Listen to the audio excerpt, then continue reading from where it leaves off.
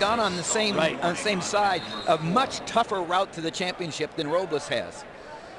So as we get set for the Robles-Patterson match here, we will jump over as they get the headgear all repaired. This is Matt McDonough of Iowa. He is the number 2 seed. Ryan Mango out of Stanford, already down 2-0.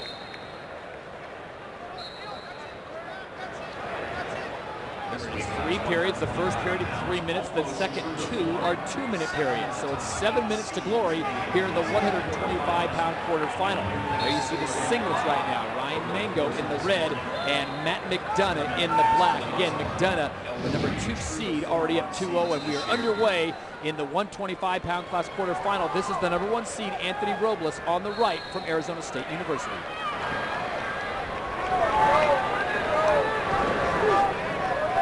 Jarrod talked about it watching yesterday in his earlier matches, how you attack this young man, and you talk about him being coiled. If you move into Robles, Robles keeps his backside down, his head up, and he's coiled to spring forward.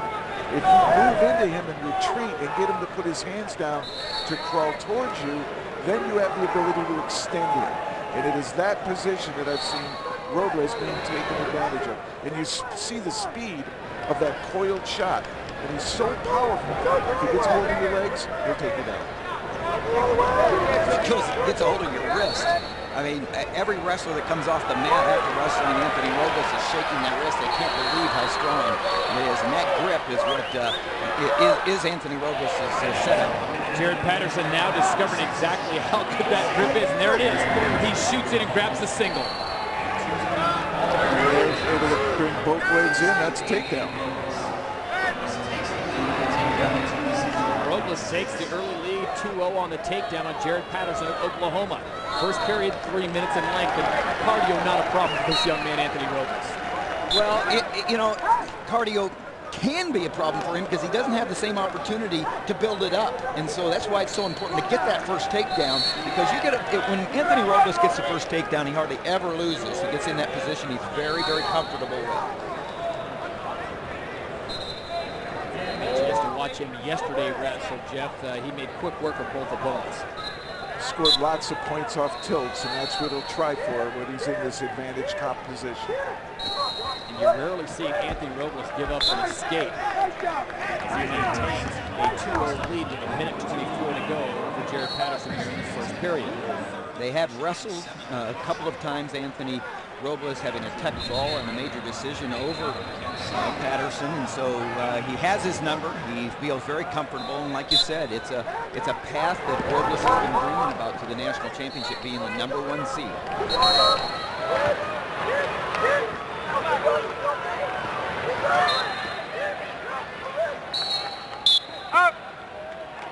For Jarrod Patterson, as Tim pointed out, he has seen Robles before. But Jeff, just from a pure wrestling point of view, how difficult is it to prepare for Anthony Robles if you've never faced him before? Wrestling is a sport built on muscle memory, so you're used to certain handles, coming around a corner, grabbing an ankle or hooking a leg, and that's a challenge with Robles. He's physically challenged, one leg. I've seen wrestlers come around the corner trying to get behind him, looking to scoop an ankle. Their leg actually does the scooping motion, but there's nothing there. That handle's not there. And what might be tougher for Patterson is the fact that he has wrestled him twice, been beaten so badly by him, psychologically he wonders, how can I get over this hump?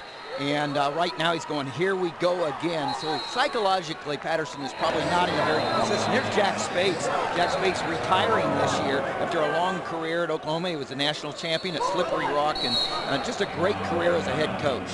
Now what's going on here, guys, is they just called a stall warning on Jarrod Patterson. You know, on the restart, he's immediately going out of the ring. His coach is saying it's not a stall. Judgment call by the referee, can't argue.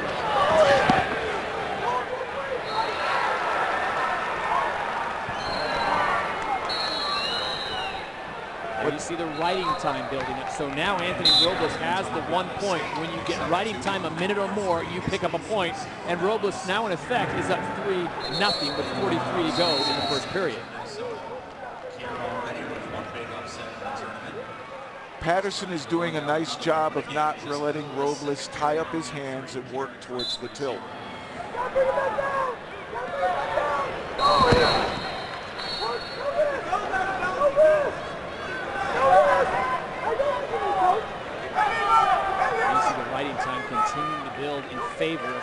Anthony Robles. Anything over a minute is worth an additional point.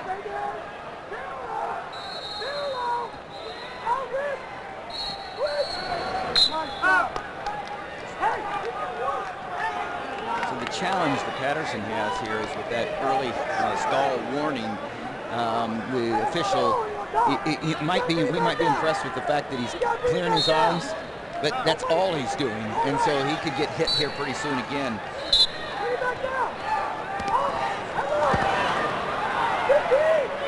This time Patterson stays in the center of the mat.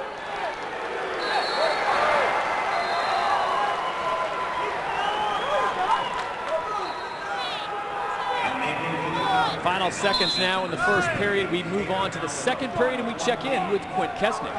Todd, having spent some time with Anthony earlier this week, the one sense I get is confidence this year. He's been to this tournament before. He's a two-time All-American. Look, finally putting it together from both a physical and emotional standpoint, just a little different in terms of his confidence. He knows that he's good enough to win this whole thing. All right, thank you very much, Quint. You have spent time with him. Quint, if I can ask you a question, last year Anthony finished in 7th place. What difference do you see other than the confidence? Is he doing anything technical-wise or preparation-wise for his matches here today? Well, the one thing you notice is from the top position, he's been totally dominant in this tournament.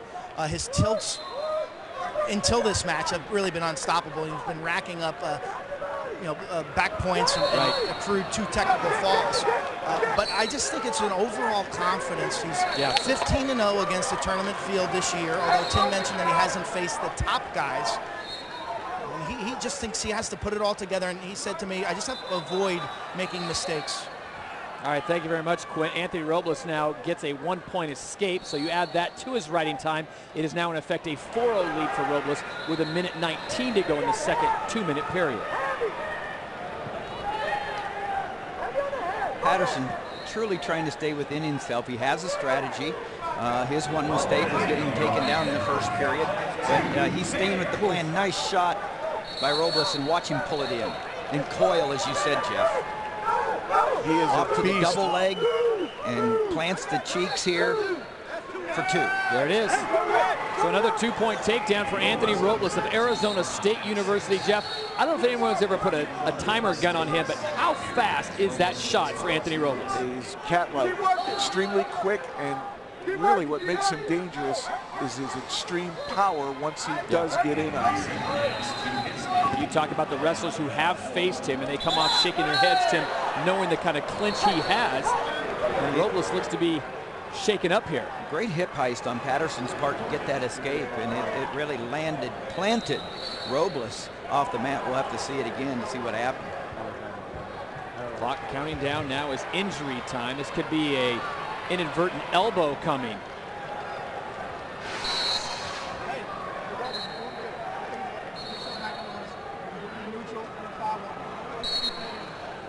That's what I thought I saw as an elbow to the face there, because when he turned in, the head and elbow made contact, driven to the mat. Good hip heist with a side roll there, action by Patterson to get that escape. If it had been in the middle of the mat, he might have got a reversal.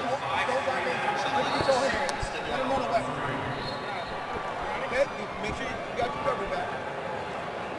Hey, you turn it.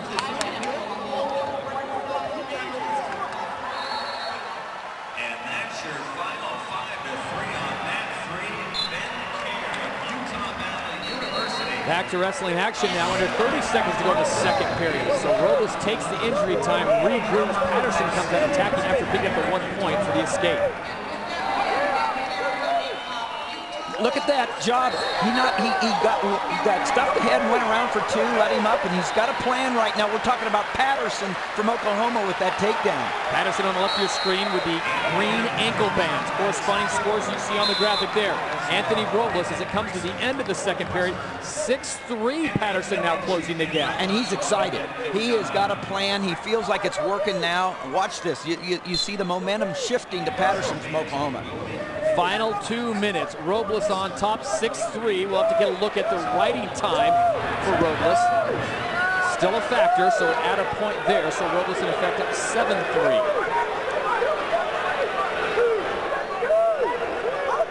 Patterson can clear. his head, but that's a stalemate there, and he's going to have to get back in. Patterson going to have to get back in very quick. Jeff, do you see a different Anthony Robles since that injury timeout? A little bit different, but I think he's doing too much. He's trying to score, and he's giving Patterson those opportunities to go behind. If he sits and waits for Patterson to get closer, his shots will work. Tim, is it tougher for Patterson to get the takedown knowing that Robles only has the one leg? Oh, yeah. When you cut the corner and you get in on one single, you're looking for that far ankle. In Robles' case, it's not there. Right.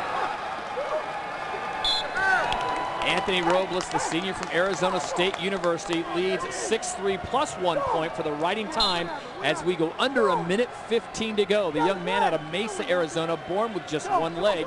He says after the tournament's over and his wrestling career is ended, he will look to a prosthetic. Robles was aggressive and got countered by Patterson. Patterson is not an initiated attack, rather countered. So if Robles sits back, it puts him in a better position in the driver's seat. Wow, look how fast.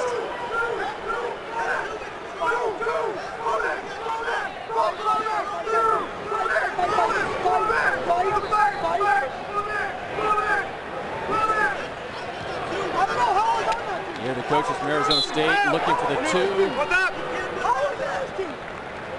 For the takedown.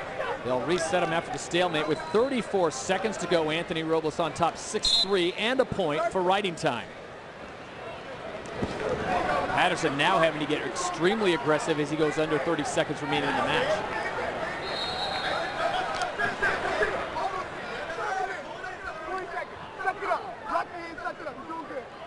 You hear the coaches say suck him in. That means bring the leg in and hang on to it. Let the clock tick. Time is definitely on the side of Anthony Robles, up 6-3 plus the 1 point for riding time. Robles on the left side of your screen, Patterson on the right out of Oklahoma.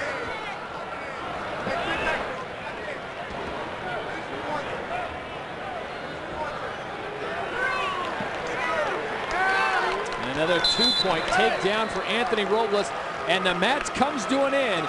Anthony Robles ends up winning 9-3. So once again, Robles is an All-American.